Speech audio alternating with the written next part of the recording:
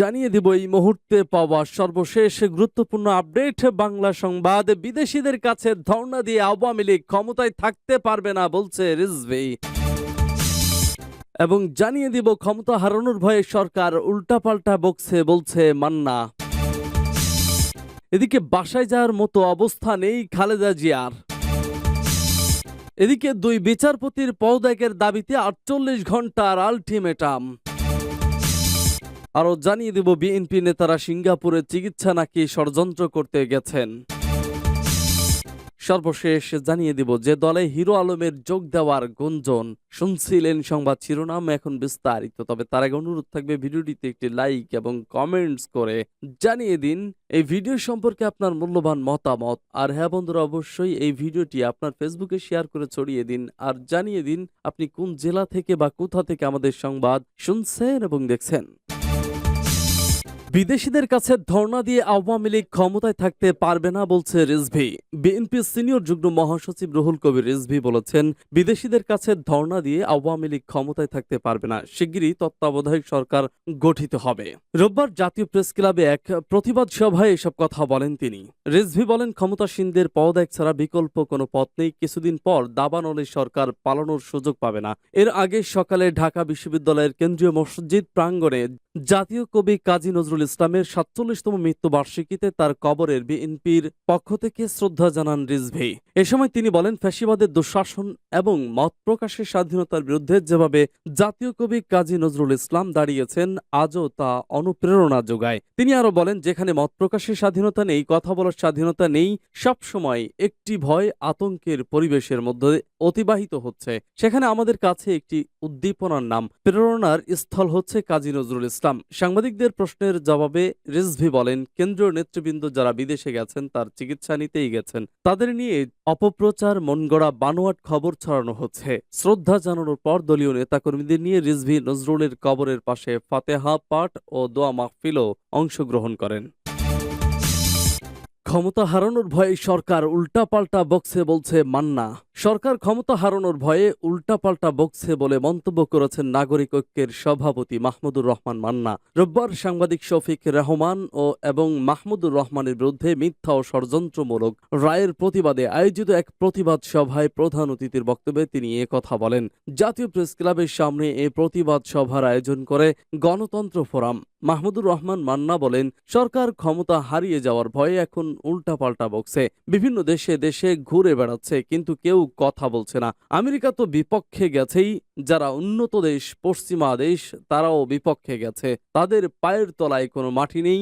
যাদের দিয়ে টাকার বিনিময়ে আওয়ামী লীগ শান্তির সমাবেশ করে, এরাও থাকবে না, এদের পতন হবেই। এটা সময়ের ব্যাপার এবং অনেক বেশি সময় নেই, অল্প সময়ের ব্যাপার। সভায় মান্না আরো বলেন, ছাই দিয়ে যেভাবে মাছকে ধরে আমরা সব হিসাব করে সেভাবে সরকারকে ধরবো, যেন ওরা নড়াচড়া করতে না পারে। সেই দিন বেশি দূরে নয়, সেই দিনের জন্য অপেক্ষা করতে থাকেন।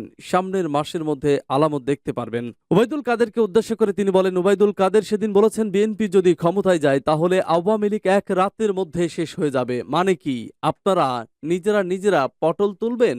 আওয়ামী লীগের লোকেরা বিএনপি এসে গেছে বলে নিজেরা হার্ট ফেল করে মারা যাবে। ওবায়দুল কাদের সাহেব কি ব্যাখ্যা দেবেন?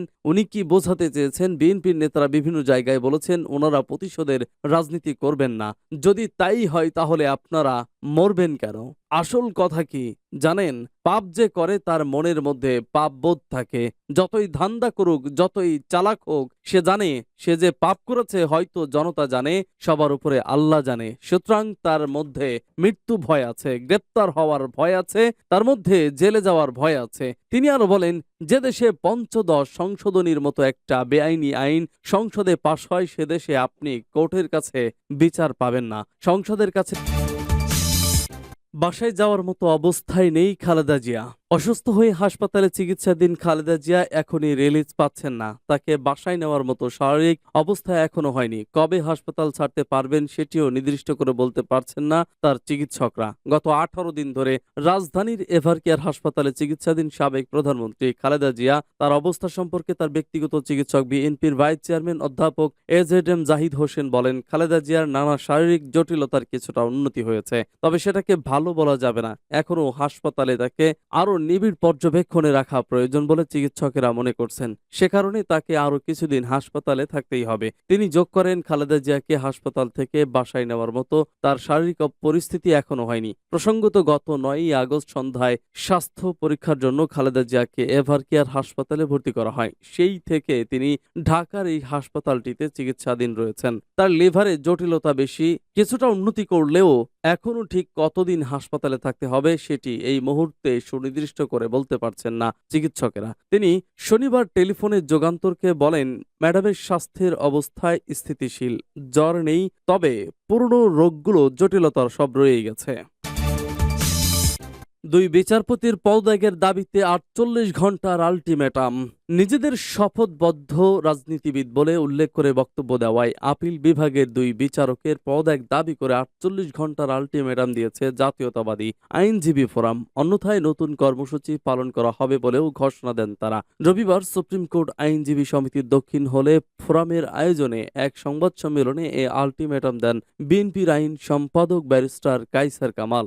সংবাদ সম্মেলনে লিখিত বক্তব্যে কায়সার কামাল বলেন, গত 15ই আগস্ট সুপ্রিম কোর্ট কর্তৃক আয়োজিত শোক সভায় আপিল বিভাগের দুজন বিচারকের বক্তব্য বিচারপতি হিসেবে নেওয়া শপথের সুস্পষ্ট লঙ্ঘন। সাধারণত কোনো রাজনৈতিক কর্মী যে ভাষায় তার দলীয় বক্তব্য প্রদান করেন, অনেক বিচারপতির বক্তব্যে তেমন একজন রাজনীতিবিদদের বক্তব্যের প্রতিফলন আমরা লক্ষ্য করেছি। তাদের এ বক্তব্য কোনো বিচারেই বিচারক সুলভ নয়। বিএনপি নেতারা সিঙ্গাপুরে চিকিৎসা নাকি ষড়যন্ত্র করতে গেছেন। বিএনপি শীর্ষ স্থানীয় 3 নেতা সিঙ্গাপুরে যাওয়ার প্রসঙ্গে তথ্য সম্প্রচার মন্ত্রী, আওয়ামী লীগের যুগ্ম সাধারণ সম্পাদক ডক্টর হাসান মাহমুদ বলেছেন, পত্রপত্রিকায় লেখা হয়েছে তারা বিএনপি নেতারা কি আদৌ চিকিৎসা নিতে গেলেন নাকি আবার কোনো ষড়যন্ত্র করতে একসঙ্গে সিঙ্গাপুর গেলেন, এটি অনেকের প্রশ্ন। 2004 সালের 21শে আগস্ট গ্রেনেড হামলায় নিহত আওয়ামী লীগের মহিলা বিষয়ক সম্পাদক ও প্রয়াত রাষ্ট্রপতি মোহাম্মদ জিল্লুর রহমানের স্ত্রী আইভি রহমানের 19তম মৃত্যুবার্ষিকী উপলক্ষে রবিবার এক আলোচনা সভায় প্রধান অতিথির বক্তব্যে তিনি এসব কথা বলেন। জাতীয় প্রেস ক্লাবের জহুর হোসেন চৌধুরী হলে এই আলোচনা সভার আয়োজন করে আইভি রহমান পরিষদ। ডক্টর হাসান মাহমুদ বলেন, বিএনপির ঘরের মধ্যে এখন অন্তর্জালা শুরু হয়েছে।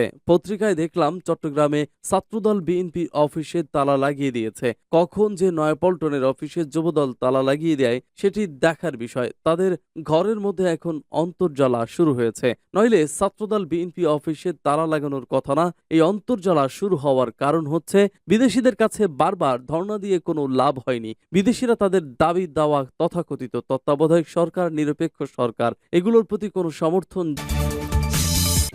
যে দলে হিরো আলমের যোগ দেওয়ার গুঞ্জন। ইউটিউবের আলোচিত কন্টেন্ট ক্রিয়েটর ও রাজনীতিবিদ আশরাফুল হোসেন ওরফে হিরো আলম গত কয়েক বছরে বেশ কয়েকটি নির্বাচনে অংশ নিয়ে আলোচনায় এসেছেন। বিশেষ করে বগুড়ায় উপনির্বাচন করে সবার নজর কেড়েছেন। সেখানে 2টি আসনে উপনির্বাচন করে একটিতে জয়ের দ্বার প্রান্তে ছিলেন এ অভিনেতা। ঢাকা 17 আসনে ভোটার না হয়েও নির্বাচনে অংশ নিয়ে ফের আলোচনায় এসেছিলেন। সম্প্রতি ঘোষণা দিয়েছিলেন আগামী দ্বাদশ সংসদ নির্বাচনেও অংশ নেবেন তিনি। তবে এবার নির্বাচনে স্বতন্ত্র প্রার্থী হয়ে নির্বাচন করবেন না, কোনো একটি রাজনৈতিক দলে যোগ দেবেন এবং সে দলের হয়ে নির্বাচন করবেন। এরপর থেকেই হিরো আলমকে নিয়ে শুরু হয় নানা গুঞ্জন। কোন দলে যোগ দিচ্ছেন তিনি? তবে গুঞ্জন উঠেছে ব্যারিস্টার আন্দালিব রহমান পার্থর দল বিজেপিতে যোগ দিতে পারেন হিরো আলম। কেননা ঢাকা 17 নির্বাচনের আগে ব্যারিস্টার পার্থর কাছে দোয়া চাইতে গিয়েছিলেন হিরো আলম। পার্থর কাছে সহযোগিতাও চেয়েছিলেন তিনি।